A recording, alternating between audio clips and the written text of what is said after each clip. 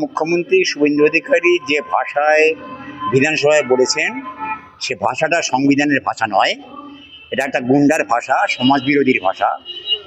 এই ভাষা যে তিন পুরুষ ধরে তারা মনে রাখবে, ওই শুক্রবারীদের আমি শায়েস্তা করে দেব এবং তাদেরকে এমন মারবো যাতে ওর তিন পুরুষ মনে থাকবে।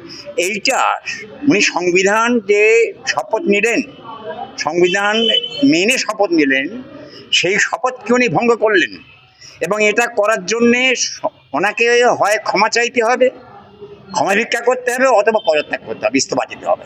কারণ সংবিধান যদি আমি মানি, তাহলে এই ভাষায় বলা যায় না শুক্রবারী, জেহাদি কিংবা জামাতি, এই সমস্ত ভাষা বলা যায় না। Criminal is criminal. সেখানে হিন্দু নেই, মুসলিম নেই, খ্রিস্টান নেই, সেখানে ধনী নেই, গরিব নেই। Criminal is criminal.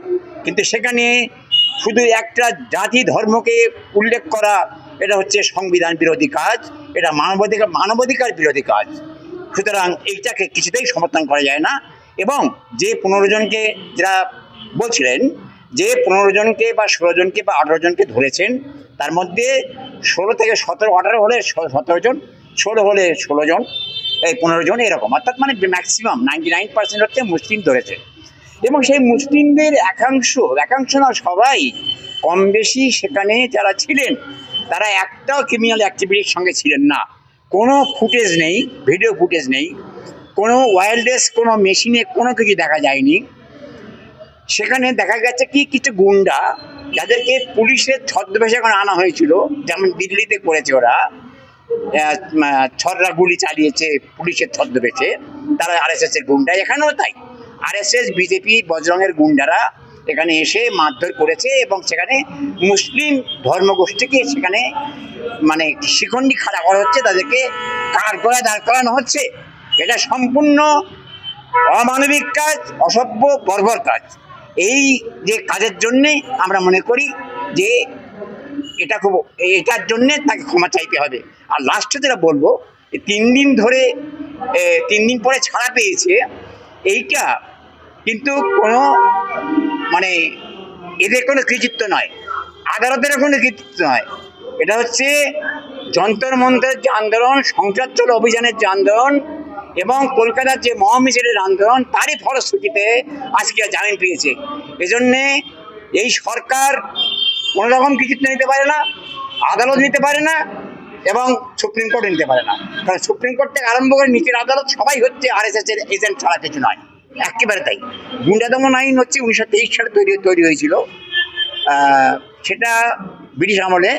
এবং সেটা হচ্ছে যে গুন্ডা মানে বলতে গেলে সন্দেহমূলকভাবে কোনো লোক ওদের চোখে গুন্ডা, তারাই গুন্ডা। অর্থাৎ ওরা যদি মনে করে যে একজন প্রতিবাদী লোক সে গুন্ডা, সে অ্যান্টি বিজেপি, অ্যান্টি RSS কথা বলছে বা অ্যান্টি ডাবল ইঞ্জিন কথা বলছে, তার চোখে সে গুন্ডা। সে একজন মানে করেছে, মানে বোতল কুড়ুচ্ছে, জলের বোতল কুড়ুচ্ছে, ময়লা কুড়ুচ্ছে ওই মহামিছিলের পর, তাকে বলছে গুন্ডা। তার নাম সোলেমান, তাকে গুন্ডা বলে তাকে নিয়ে গেল জেলখানায়। তো এই হচ্ছে ওদের ভাষায় গুন্ডা।